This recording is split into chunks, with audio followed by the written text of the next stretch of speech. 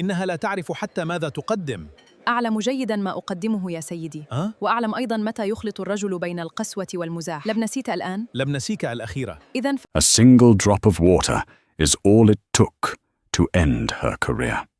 Elena Sanchez, a waitress drowning in $100,000 of student debt, accidentally spilled one drop on the table of billionaire Julian Thorne. She watched in horror as her manager, Mark Peterson, groveled.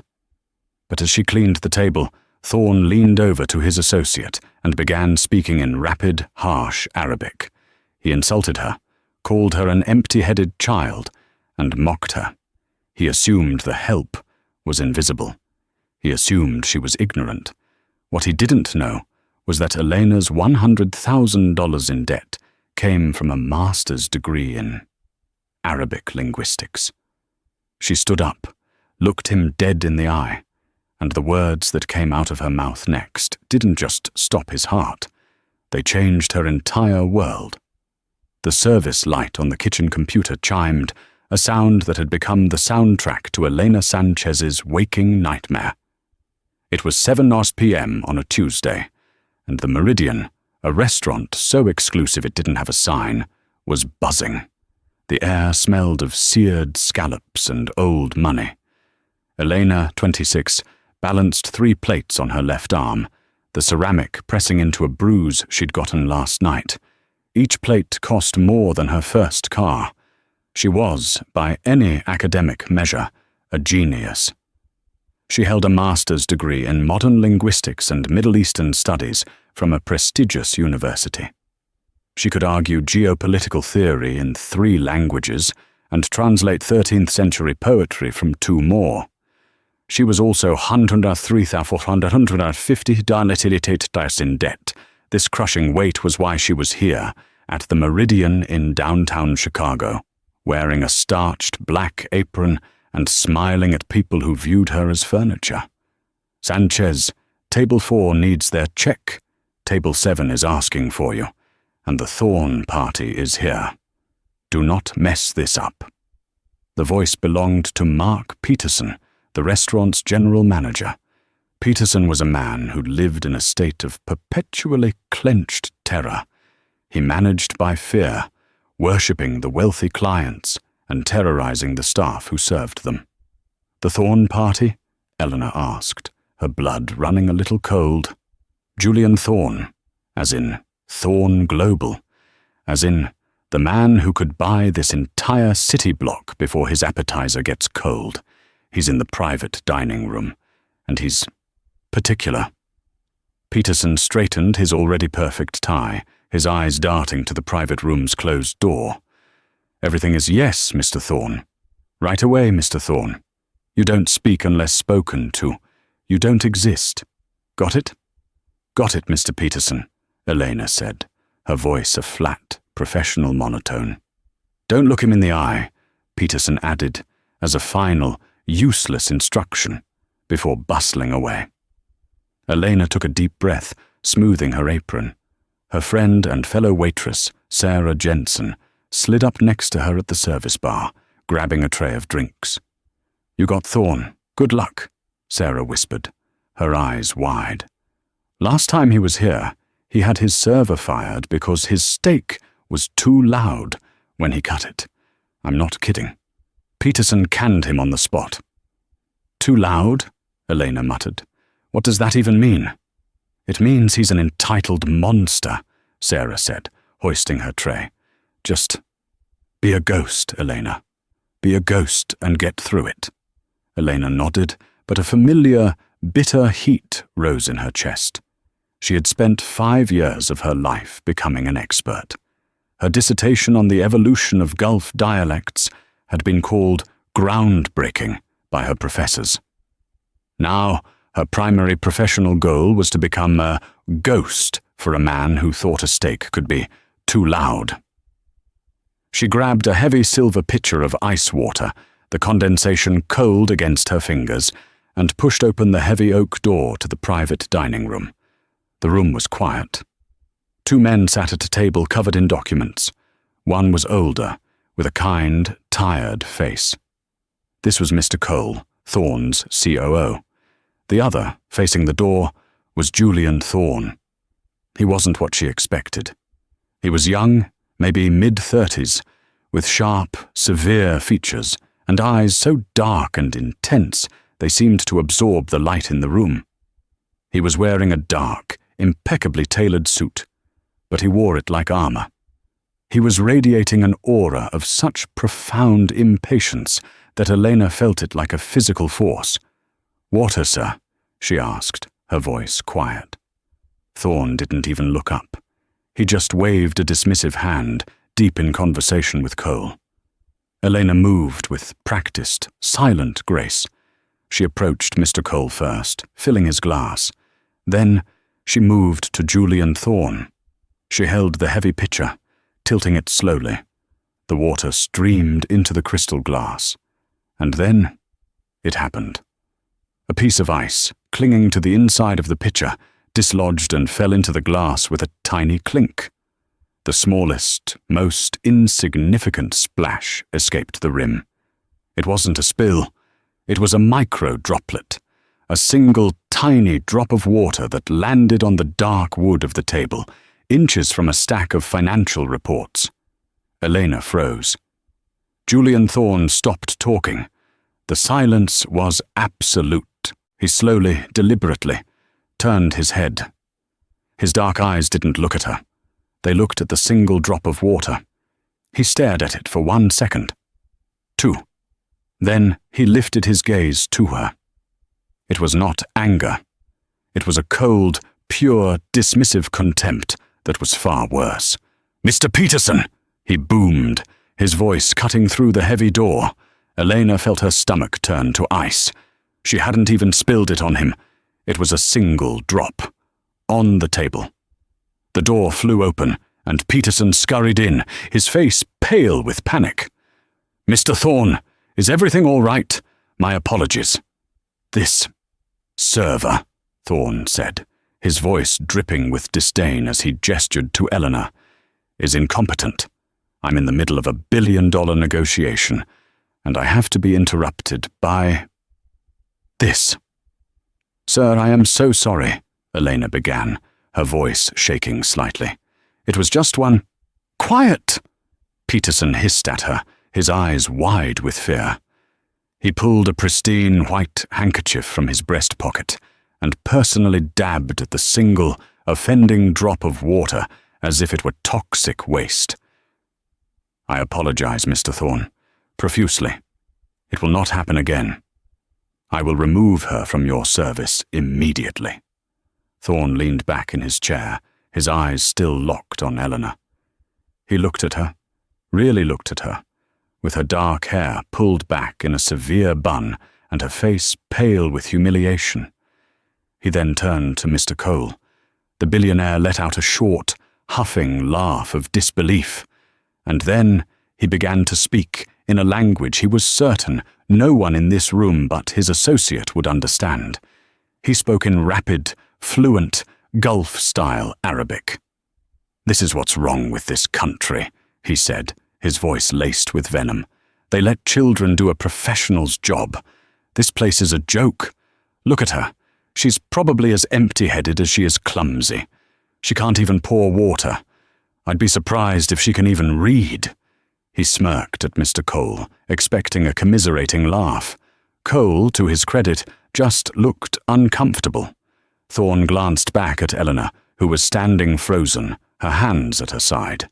He added one final dismissive insult in Arabic. "Just get her out of my sight." Peterson, hearing the foreign language, just smiled nervously, assuming it was part of their business. "Right away, sir. Sanchez, you're done here. Go to my office. Now." He turned to leave, but Elena didn't move. Something inside Elena Sanchez snapped. It wasn't just the insult. It was the years of frustration. It was the crushing debt. It was the bitter irony of being called empty-headed in the very language she had dedicated her life to mastering. She had spent sleepless nights in a library, writing a 200-page thesis on the precise dialect he was now using to mock her. Peterson had his back to her, expecting her to follow. Mr. Cole was looking down at his papers, embarrassed. Julian Thorne was already turning back to his documents, having dismissed her from his reality. Elena took one, steadying breath. The fear was gone, replaced by a cold, sharp clarity. She did not speak to Peterson. She spoke directly to Julian Thorne. She said, in perfect, unaccented, academic-grade Arabic, "Sir, your assumption is incorrect." The entire room stopped. Peterson froze, his hand on the doorknob. Mr. Cole's head snapped up, his jaw slack. Julian Thorne's hand, which was reaching for his pen, stopped dead. He didn't turn around. He just froze, his entire body rigid. Elena continued, her voice not loud, but carrying the precise, cutting authority of a professor addressing a disruptive student. "I am not empty-headed," she continued in flawless Arabic, "and I can, in fact, read. I can read the financial reports on your table. I can read the poetry of Al-Mutanabbi, and I can most certainly read your character, which you've just laid bare for everyone to see." Julian Thorne turned his head. He moved slowly, as if in a dream, his face utterly drained of color. The arrogance, the impatience, the sheer power, it all evaporated, replaced by a look of profound, unadulterated shock. He stared at her, as if she had just grown a second head. Peterson, hearing this stream of what was, to him, gibberish, spun around. "Sanchez! What in God's name do you think you're doing? I told you to get out." Elena ignored him. She held Julian Thorne's gaze. "Furthermore," she said, switching to the same Gulf dialect he had used, her accent flawless, "my competence is not defined by a single drop of water, just as a man's character should not be defined by the money in his bank. But you, sir, are making that a very difficult argument to support." Mr. Cole let out a small, strangled cough. Julian Thorne simply stared. He was speechless. This waitress, this nothing, had not only understood his private insult, but she had replied. She had corrected him. She had lectured him. And she had done it in a dialect that his own multi-million-dollar tutors struggled to perfect. "What is going on?" Peterson shrieked, his face turning a blotchy red. Are you threatening this customer, Sanchez?" Elena finally broke her gaze from Thorne and looked at her manager. She switched back to English, her voice calm and clear. "Mr. Peterson, this gentleman insulted me. He called me an empty-headed child and said I was clumsy and couldn't read. He did so in Arabic, assuming I was too stupid to understand him."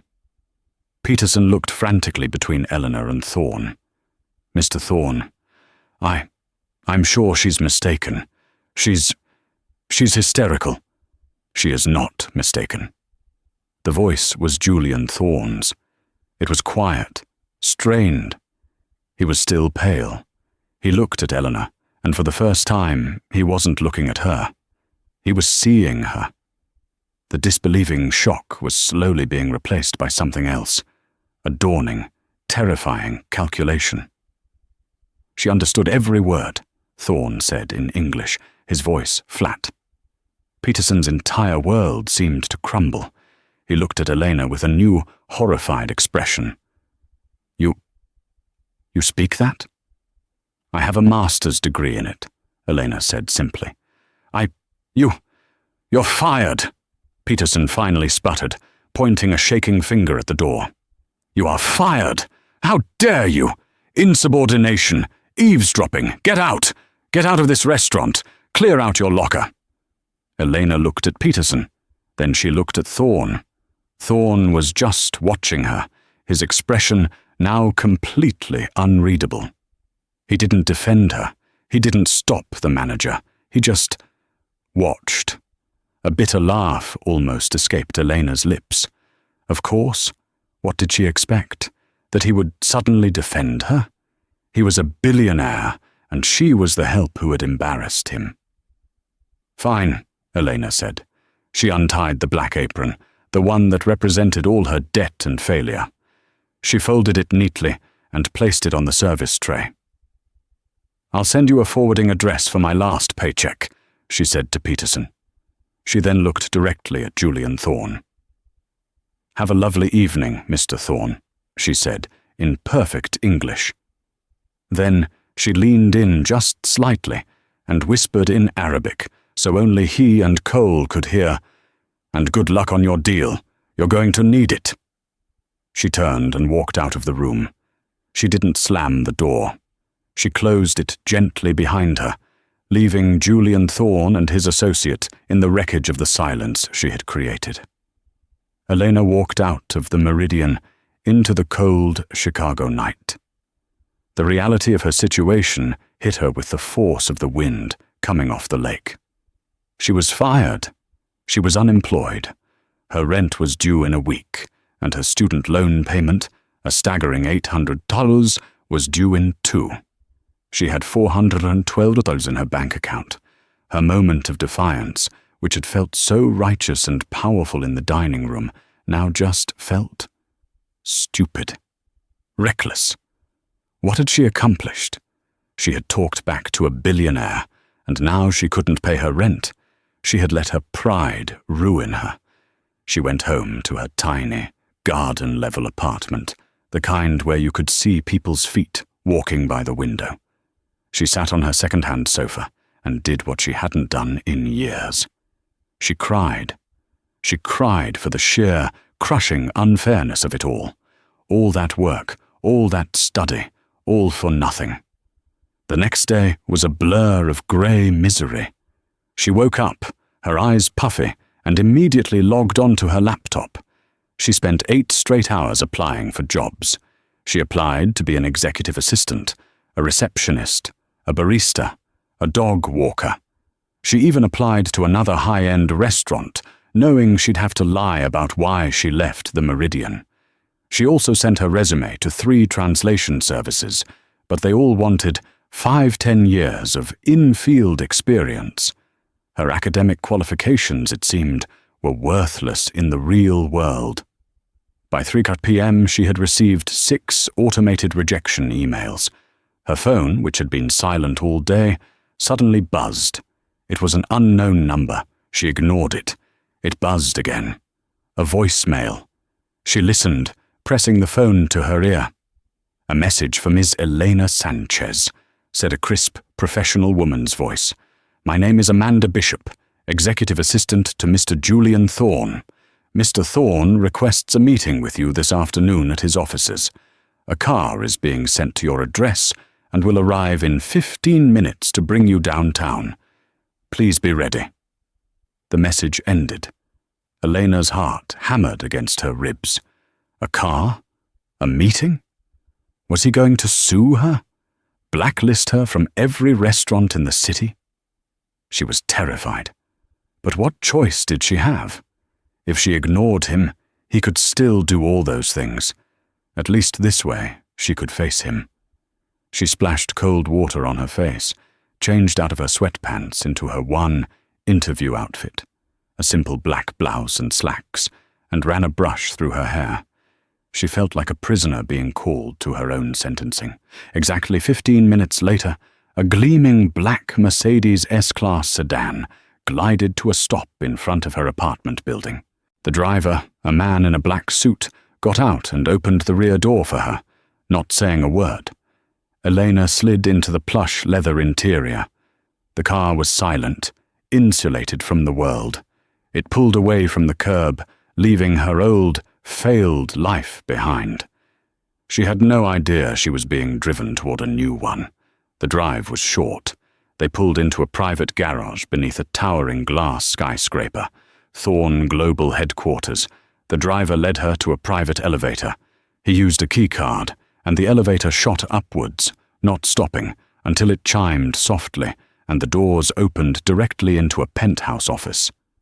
The office was vast. 3 of its walls were floor-to-ceiling glass, offering a staggering 180-degree view of Chicago and Lake Michigan. The furniture was minimal, expensive, and severe. and at a massive black desk, staring out the window, stood Julian Thorne. He was in his shirt sleeves, his suit jacket gone. He looked like he hadn't slept. "Miss Bishop, you can go. Hold all my calls," he said, not turning. The assistant who had called Elena, a woman as sharp and severe as the office, nodded once and vanished through a side door. The elevator doors slid shut behind Elena, leaving her alone with him. The silence was deafening. He finally turned to face her. His expression was not angry. It was calculating, intense. He looked at her the way he had in the restaurant, but the contempt was gone, replaced by a raw, unsettling curiosity. "You have a master's in linguistics," he stated. It wasn't a question. "Yes," Elena said, her voice small but steady. "From where?" "Georgetown," he nodded slowly. "My alma mater. My father sits on the board." Elena's heart sank. Of course, this was the old boy network. He was going to have her degree revoked. "He never mentioned the linguistics department," Thorne continued, walking slowly toward her. "He considered it a soft science, a waste of tuition." He stopped a few feet from her. "Last night you spoke in a Gulf dialect. Your accent was flawless. Better than my own. I pay my tutors $500 an hour, and they don't sound as good as you." "I spent a year in Riyadh for my thesis," Elena said, finding her footing. "I lived it." You lived in Riyadh, and you were serving me scallops," he said, more to himself than to her. He seemed genuinely baffled by the disconnect. "Student loans, Mr. Thorne. They don't pay themselves." He stared at her for a long moment. "Last night, I was an arrogant fool. What I said was inexcusable. It was the result of a very high-stress negotiation, but that is no excuse. I am sorry." The apology hung in the air, feeling as strange and foreign in that room as her Arabic had in the restaurant. "Thank you," Elena said quietly. "But I didn't bring you here to apologize," he said, his tone shifting back to business. "I brought you here because I have a problem." He gestured to his desk, where the same documents from the restaurant were spread out. "This is a $2 billion deal," he said. "A green energy infrastructure project. My partners are a consortium based in Riyadh. The same consortium, I'm sure, whose dialect you just perfected." He paused, his eyes narrowing. "The deal is falling apart. We're arguing over contractual nuances. My lead translator, a man I've used for years, quit 2 days ago, poached by a competitor. I've been using a translation service, and it's a disaster. We're talking past each other. Things are getting hostile." He locked his eyes on hers. "My associate, Mr. Cole, was impressed. I was more than impressed. You didn't just understand what I said. You understood the subtext, the insult, the nuance." He walked back to his desk and picked up a single sheet of paper. "I called the Meridian this morning," he said. "I spoke to Mr. Peterson." Elena braced herself. "I informed him that his behavior was appalling, that you were the most professional person in that room, and that if he ever wanted a single member of my board, my company, or anyone I've ever spoken to set foot in his establishment again, he would issue you a formal apology and offer you your job back, with a promotion to manager." Elena blinked. He did?" "He agreed, of course," Thorne said dismissively. "You can have your old job back, Miss Sanchez. You can go back to pouring water for men like me." He slid the piece of paper across the desk. It was a check. "Or," he said, "you can accept this. It's a signing bonus for $1 million, and you can come and save my $2 billion deal." Elena stared at the check. It was a cashier's check, made out to Elena Sanchez. The number was 1,000 Borsacks. She had never seen so many zeros. Her mind reeled. It was a joke. It had to be. $1 million? She stammered. That's your signing bonus, Thorne said impatiently, as if this were a normal Tuesday. Your salary for the project will be triple that. The project is estimated to last 3 months. If we fail, you keep the bonus. If we succeed, you get a significant completion fee. He mistook her stunned silence for negotiation. Look, Ms. Sanchez, I am in a bad position. My competitors know my translator quit. They are actively trying to sabotage this deal. The consortium I'm meeting with, they are very traditional. They value respect. They value nuance. Last night, you proved you are a master of it. I'm not hiring you to translate words. I'm hiring you to translate intent. Elena found her voice. It was shaking. You insulted me. You got me fired. And now you're offering me $1 million. I didn't get you fired, he corrected her, his voice sharp. Your incompetent manager fired you, and I rectified that. But yes, the irony is not lost on me. I am offering you a fortune to fix a problem I am having with the very language I use to demean you. The universe, it seems, has a twisted sense of humor. Elena looked from the check to his face. He was not joking. He was desperate, and he was smart. He knew, from her 30-second reply, exactly what she was capable of. He wasn't hiring a waitress. He was hiring a weapon. What are the terms? She asked, her voice suddenly businesslike. The shock was fading, replaced by the same cold clarity she'd felt in the restaurant. Thorne almost smiled. The terms are simple. You are on retainer 24/7. You will be my personal advisor and sole translator for this negotiation. You will fly with me to Riyadh tomorrow. Tomorrow? The negotiations are in person. You'll have an office here, an expense account, a new wardrobe.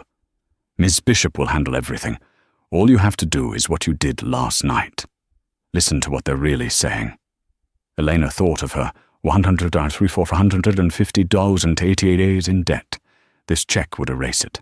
This check would change her family's life. This check was her get-out-of-jail-free card for the life she was trapped in. But it was more than that. It was validation. It was the chance to use her skills, the chance to be in the room where it happens, not serving the water.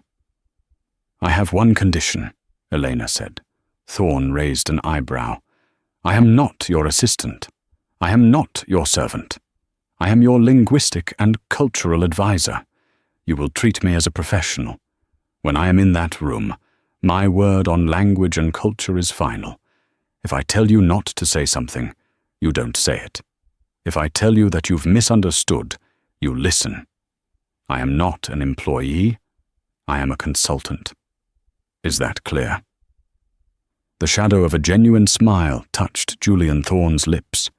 Ms. Sanchez, for $4 million, you can call yourself whatever you want. As long as you save this deal. Is that clear? Crystal, Elena said. Good.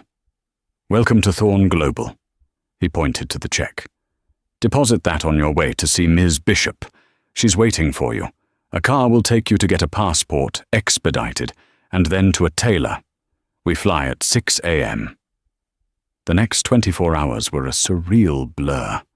Elena was whisked from the bank, where the teller's hands shook as they processed the deposit, to a high-end salon, to a private tailor who measured her for a dozen bespoke suits and business dresses, all in muted, powerful colors. She was given a new laptop, a new phone, and a portfolio of the deal's sticking points. She didn't sleep. She spent the entire night in her new, temporary corporate apartment, which was larger than her entire old building, poring over the documents. She read the mistranslated emails, the faulty contracts. She instantly saw the problem. The translation service Thorne had used was using formal, classical Arabic, but the consortium's internal memos, which had been poorly translated, were peppered with a specific, regional Najdi dialect. The translators were missing the colloquialisms. They were translating, "We must wait for the wind to settle," as a poetic musing. Elena knew it was a common business idiom meaning, "We are waiting for the regulatory committee to give the unofficial go-ahead." Thorne's team had been replying to idiomatic expressions with sterile, legalistic English. They weren't just talking past each other. They were insulting each other. Thorne's side seemed blunt and untrusting, and the Saudi side seemed flaky and non-committal. She was walking into a minefield. At 5 a.m. she met Julian Thorne and Mr. Cole at a private airfield. Thorne was back in his suit armor, his face grim. He nodded at her. "Miss Sanchez, you look different." "So do you, Mr. Thorne," she said. She was wearing a dark navy suit, her hair in a sleek professional chignon. The waitress was gone. They boarded the Gulfstream G650. As the jet climbed over the dark Chicago skyline, Elena opened her laptop. "We need to talk," she said. "We are not going to win this by arguing the contract points." Thorne and Cole looked at her. "We are going to win this," she said, "by offering an apology." "An apology?" Thorne balked. "For what? Their indecision?" "An apology," Elena said, her voice firm. "For our arrogance. We've been translating their courtesy as weakness and our directness as strength. It's the other way around. We've been shouting at them in a language they understand all too well. We are going to start this meeting by me apologizing, on your behalf, for the cultural ignorance of our previous translators. We are going to show humility. And then, we are going to fix this." Julian Thorne stared at her, the woman who had served him water 48 hours ago. He was about to argue, but he saw the look in her eyes. It was the same look she'd had in the restaurant, a look of absolute, unshakable certainty. He nodded. "Do it." The boardroom in Riyadh was an exercise in opulent power, a single polished slab of mahogany stretching 30 feet, surrounded by floor-to-ceiling windows that looked out over a cityscape of sand and glass. On one side sat Julian Thorne, Mr. Cole, and Elena Sanchez. On the other sat Sheikh Al-Jamil, the patriarch of the consortium, and his 3 sons, along with their own legal team. And at the end of the table sat a man introduced as Mr. Ibrahim, their lead translator. Elena recognized him, or rather, she recognized his name. She had read a paper he'd published. He was brilliant, but known for being ruthless. The mood was ice cold.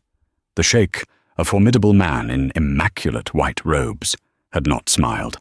The meeting began in English. "Mr. Thorne," the sheikh said, his voice a deep rumble, "we are displeased. Your contracts are aggressive. Your timelines are disrespectful. We feel you do not understand the way we do business." Thorne tensed, about to retort. Elena placed a hand gently on the portfolio in front of him, the prearranged "stop" signal. She leaned forward and addressed the sheikh. She began in perfect formal Arabic. "Your Excellency, Sheikh Al-Jamil. May I be permitted to speak?" The sheikh and his sons registered a flicker of surprise. Their own translator, Ibrahim, narrowed his eyes. "You may," the sheikh said, curious. "My name is Elena Sanchez," she said. "I am Mr. Thorne's senior cultural and linguistic advisor. I have only just been brought on to this project, and I must begin, on behalf of Thorne Global, with an apology." The temperature in the room changed. The tension didn't disappear, but it shifted. "We have been reviewing the correspondence," Elena continued in Arabic, "and it is clear to us that our previous representation did not afford you the respect you are due. They mistook your careful, deliberate planning for hesitation. They failed to understand the nuances of your regional expressions, and in doing so, they replied with a bluntness that I am sure was perceived as arrogance. That was our failure, not yours, and we are here to correct it. The sheikh stared at her. He had not expected this. He looked at Thorn. Mr. Thorn, this woman speaks for you. Thorn, following Eleanor's script, nodded. She does. On all matters of culture and language, Ms. Sanchez's voice is my voice. The sheikh stroked his beard, then nodded at Eleanor. Continue. For the next 2 hours, Eleanor was a master. She was a conductor, a diplomat, and a dictionary all in one. When Thorn's lawyers would say, "We need a firm deadline on the regulatory approval," Elena would translate it as, "Mr. Thorn deeply respects the necessity of the regulatory process and wishes to know how we can best support your timeline to ensure a smooth and swift approval for our mutual benefit." When the sheikh's son would say, in Arabic, "This is impossible. My father will not be pushed," Ibrahim, the other translator, would translate it to the room as, "This is not possible." Elena would politely interject, "If I may, Mr. Ibrahim, I believe the sheikh's son's intent was not just that it is impossible, but that the pacing of the request feels pressured, which is a matter of respect, not capability. Is that correct?" The son would look at her, shocked, and nod. Yes, exactly. Julian Thorne watched this, mesmerized. She wasn't just translating. She was diffusing bombs. She was reframing the entire negotiation, not as an argument, but as a collaboration. Then came the sticking point, a liability clause. The consortium wanted Thorne Global to assume all risk for regulatory delays. Thorne's lawyers refused. The argument grew heated. Finally, the sheikh held up a hand. He spoke to his sons and his translator, Mr. Ibrahim, in rapid-fire Arabic. They were having a private, heated debate. Elena and the Thorne team sat in silence, waiting. The sheikh was angry. "This is an insult," he said in Arabic. "Why should we trust them?" And then Mr. Ibrahim, the translator, said something quiet and fast to the sheikh. "Your Excellency, perhaps a compromise. We can agree to their clause, but only if they agree to use our preferred local subcontractor for all labor." The sheikh nodded. "Fine. Propose it." Mr. Ibrahim turned to the Thorne team, his face a mask of professional calm. He began to speak in English. "Gentlemen, Miss Sanchez, the sheikh is willing to make a concession. He will agree to your liability clause." Thorne's lawyers looked relieved. "On one small condition. As a show of goodwill, he requests that you prioritize hiring local labor as opportunities allow. A symbolic gesture." Mr. Cole brightened. "That's it? A symbolic gesture? Absolutely. We can put that in a memorandum. It's not even a contractual change." Thorne looked at Elena. She was staring, not at Ibrahim, but at her notepad. Her face was pale. "Ms. Sanchez," Thorne asked, "is that acceptable?" Elena took a deep breath. This was it. This was the moment. "Mr. Thorne," she said, her voice low and steady, "may I have a word with you and Mr. Cole, in private? For 1 minute." The request was a breach of protocol. The Saudi team looked annoyed. Ibrahim looked nervous. "It is urgent," she said. Thorne, honoring his promise, stood up. 5 minutes, gentlemen. Please excuse us." They stepped into the private anteroom. The second the door closed, Thorne grabbed her arm. "What is it? That was great news. We won." "We're being cheated," Elena said, her voice shaking with adrenaline. "That translator, Ibrahim, he's lying." "What?" Cole said. "What do you mean, lying?" "He didn't translate what the sheikh said. He didn't even translate what he said. He's inserting his own agenda." "Explain," Thorne said, his eyes turning to dark ice. Ibrahim proposed a compromise to the sheikh. He didn't say local labor. He said, their preferred local subcontractor. Singular, and when he translated it for us, he changed it to local labor, as opportunities allow. He softened it. He's playing both sides. Why? Cole asked. I don't know, Elena said, but a preferred subcontractor isn't a symbolic gesture. It's a multi-million-dollar kickback. He's trying to slip it past us and past them. He's likely getting paid by this subcontractor. He's sabotaging the deal for his own profit. Thorne was silent for a beat. The level of deception was staggering. He had been about to walk right into it. He's betting, Thorne said, that you're just a standard translator, that you wouldn't catch the difference between local labor and a preferred subcontractor. He's betting that you're just like the last ones. What do we do? Cole asked, panicked. We can't accuse him. We'll insult the sheikh and blow the whole deal. Thorne looked at Elena.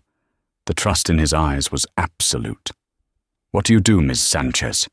This is your room. Elena's mind raced. She couldn't accuse Ibrahim in English.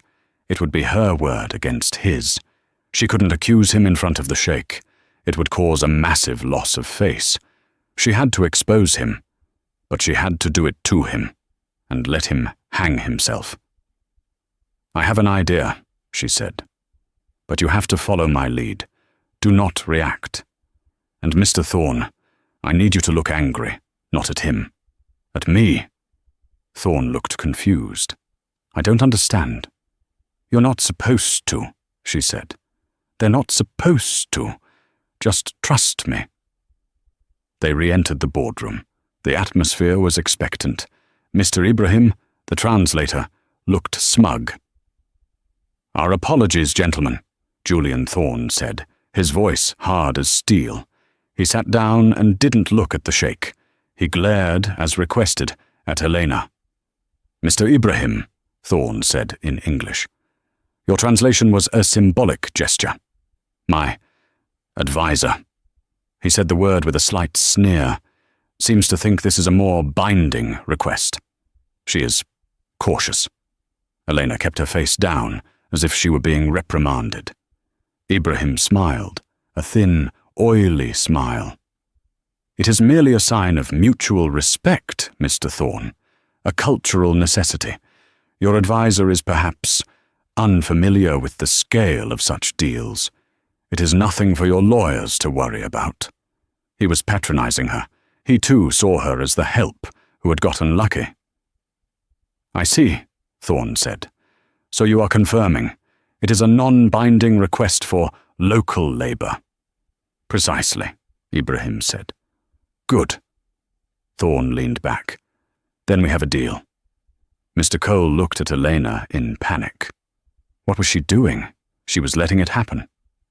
The sheikh looked pleased. Excellent. We will have the final contracts drawn up. Everyone began to gather their papers.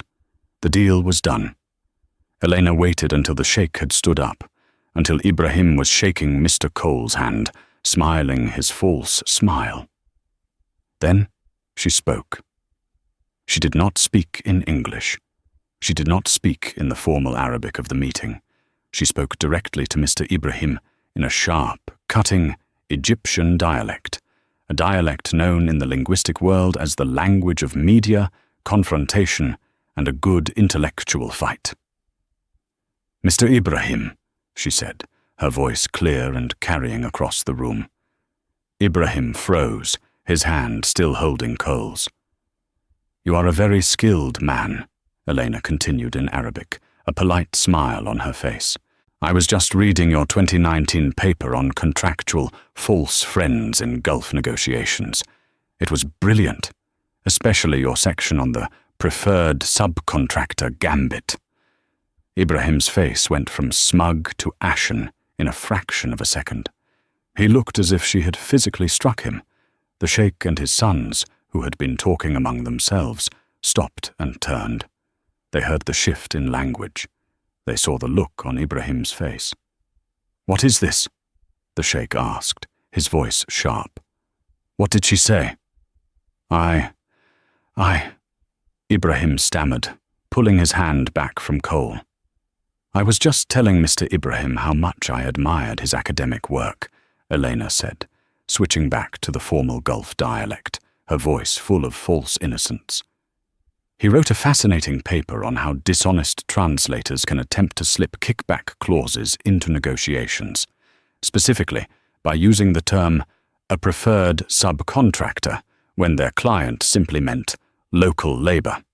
It's a classic, deceitful tactic." She held Ibrahim's gaze, her smile unwavering. "A lesser translator might have missed it. But you and I, we know the difference, don't we, Mr. Ibrahim?" There was a terrible, profound silence in the room. Ibrahim was trapped. He was sweating. The sheikh was not a stupid man. He looked at Ibrahim, and he understood instantly. He had been played. They had been played. "Ibrahim," the sheikh said, his voice terrifyingly quiet. "Is this true? Did you attempt to deceive me? And my guests?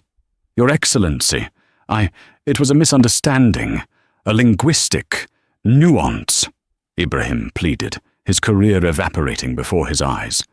"A nuance?" the sheikh roared, his voice bouncing off the glass. "You lied. You used this tactic in my negotiation." "He did," Elena said quietly, her voice cutting through the sheikh's rage. "He proposed it to you as a compromise, and then he deliberately mistranslated it to us as a symbolic gesture. He was robbing you both." The sheikh's face was purple with rage. He snapped his fingers. 2 large security guards who had been standing by the door entered the room. "Get this thief out of my sight," the sheikh commanded. "He is finished in this city. He will be finished in this entire hemisphere." Ibrahim, pale and shaking, was physically escorted from the room. The room was silent again. The deal, which had been done, was now in tatters. The trust was broken. Mr. Cole looked like he was going to be sick. Thorne just stared at the door where Ibrahim had vanished. Elena, her heart hammering, turned to the sheikh. "Your Excellency," she said, bowing her head slightly. We deeply apologize. This was a violation of your trust. Of our trust." The sheikh looked at her, his anger still radiating. You knew. You heard it, and you exposed it." "It was my job to protect my client, sir," Elena said. "And it was my duty to protect the honor of this negotiation." The sheikh stared at her for a long, agonizing moment. Then a slow, deep laugh started in his chest. It was not a happy laugh, but it was not an angry one. It was a laugh of pure, astonished respect. "Mr. Thorne," the sheikh boomed, turning to Julian. This woman, she has the eyes of a hawk and the courage of a lion. Where did you find her?" Thorne, who had been watching Eleanor with an expression of sheer awe, finally spoke. "She found me, Your Excellency." "Ha!" The sheikh slapped the table. "I see. Well, the snake is gone from our garden. Now let us talk, really talk, with no more lies." He looked at Eleanor. "And you, Ms. Sanchez, you will sit next to me. I am tired of translators. From now on I will speak to you, and you will speak to him. We will make this deal. Together." The deal was signed 3 days later. It was a better deal than Thorne had ever imagined. The sheikh, impressed by Elena's integrity and Thorne's wisdom in trusting her, had conceded on almost every major point. The $2 billion project was secure. The flight back to Chicago was quiet. Mr. Cole slept, exhausted. Elena was staring out the window, watching the curve of the earth. Thorne was sitting across from her, a glass of untouched whiskey on the table. He hadn't said much since the meeting. As they began their descent over Lake Michigan, he finally spoke. "How did you know?" he asked. "About the kickback. How did you know to call his bluff with that academic paper?" Eleanor turned from the window. "I didn't," she said. What? I lied. I've never read a paper by him. I don't even know if he's ever written one. I just knew that a man that arrogant, who was willing to cheat in a room that big, had to have an ego. I gambled that he saw himself as a brilliant strategist, so I quoted his brilliant work back to him. It was the only way to expose him without accusing him. I just needed him to believe that I was on his level, and that he'd been caught. Julian Thorne stared at her. He wasn't shocked. He was something else. He started to laugh. It was a low, genuine laugh, the first one she had ever heard from him. You didn't just translate, Elena, he said, using her first name for the first time. You ran a psychological operation. You took down a con man, saved a multi-billion-dollar deal, and negotiated a new one, all in a language you were supposedly too empty-headed to understand. He shook his head, looking down into his glass. That $1 million bonus. It was the biggest bargain of my life. Thank you, Mr. Thorne, she said. Julian, he corrected her. I think we're past Mr. Thorne. Julian, she agreed. They landed. A car was waiting. It dropped Eleanor at her new corporate apartment. I've cleared your schedule for a week, Elena, Julian said as she got out. Go. Buy a house, a car, whatever you want. Then come see me in my office. Elena did just that. The first thing she did was log into her student loan account. She typed in the payoff amount, 103 or 150 OTSTHs. She hit submit. The screen read, Congratulations, your loan is paid in full. She sat on the floor of the empty, luxurious apartment and wept, but this time the tears were different. A week later, she walked into Julian Thorne's office. She was wearing one of her new custom suits. She was no longer a waitress, no longer in debt. She was a free woman. Elena, Julian said, standing to greet her. Congratulations. Thank you, Julian, for the opportunity. Don't thank me, he said. I should be thanking you, which is why I have a new proposal. He gestured for her to sit. The bonus and the project fee, that's all yours. It's in your account. We're square. It's more than square, she said. You've changed my life. Good, he said. Now I'm going to change it again. That deal in Riyadh, it's just the start. The Sheikh wants us to be his primary partner for all his US and European ventures. He's opening a door, but I don't have anyone who knows how to walk through it. He leaned forward. I don't need a part-time translator, Elena. I need a new division. I'm opening a new branch of Thorne Global, Middle East operations and cultural strategy, and I want you to run it. Elena's breath caught. Run it? As in, be an employee? No, Julian said.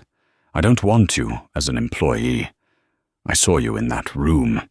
You're not an employee, you're a shark, and I'd rather have you in my tank than in the open ocean. He slid a document across the table. It was a partnership agreement. I'm offering you a full partnership in the new division. A stake, a percentage of every deal you broker. You won't be working for me, Elena. You'll be working with me. Elena looked at the document, then at his face. Why? You could hire anyone. But I don't want anyone, Julian said, his voice quiet and serious. I want you, because you're smarter than me. Not in business, not yet, but in people and in language. And you're not afraid of me. You're the only person in this company, aside from maybe Mr. Cole, who has ever told me I was wrong, who has ever called me on my arrogance. He stood and walked to the window, looking out over the city. There's another reason, he said, his back to her. My mother. She was a linguist. She spoke 4 languages. She translated poetry. She was brilliant. And my father, he called it her hobby. He said it was soft. He dismissed her entire life. He treated her brilliance like it was an amusing party trick. He turned to face her. When I was in that restaurant, when I insulted you, I was being my father. I was being the exact kind of ignorant, arrogant man I swore I would never become. You reminded me of her. And you did something she never got the chance to do. You fought back, and you won. He took a deep breath. This isn't just a job offer, Elena. It's an apology. And it's a chance for me to finally, in some small way, honor the brilliance I saw dismissed my whole life. Don't work for me. Be my partner. Help me build something that lasts. Elena Sanchez, the waitress who was once fired for a single drop of water, looked at the billionaire who had insulted her. He was not just offering her a job or money, he was offering her respect. She stood up and extended her hand. On one condition, she said. Julian smiled, knowing this was coming. Name it. We, the new division, will set up a scholarship fund at Georgetown's linguistics department. A full-ride scholarship in your mother's name, so that the next brilliant mind who masters a language doesn't have to choose between their passion and a lifetime of debt, so they never have to pour water for a man like you. Julian Thorne looked at her hand. He didn't hesitate. He grasped it firmly. Done, he said. Welcome to the company, partner. The story of Elena Sanchez reminds us that our true worth isn't determined by our job title or the uniform we wear. It's determined by our knowledge, our character, and our courage. Elena had a skill that the world had overlooked, but when the moment came, she was ready. She turned an insult into an opportunity, and an opportunity into an empire. She didn't just get revenge, she got respect. And she used her new power to lift others up with her. True power isn't about being the loudest person in the room, like Julian Thorne was. It's about being the person who understands what's really being said. What do you think about Elena's incredible comeback? Have you ever been in a situation where someone underestimated you? Let us know your story in the comments below. We read every single one. If this story inspired you, please show your support by hitting that like button. Share it with someone who needs to hear it. And most importantly, subscribe to our channel for more real-life stories of karma and triumph. Thank you for watching. We'll see you in the next one.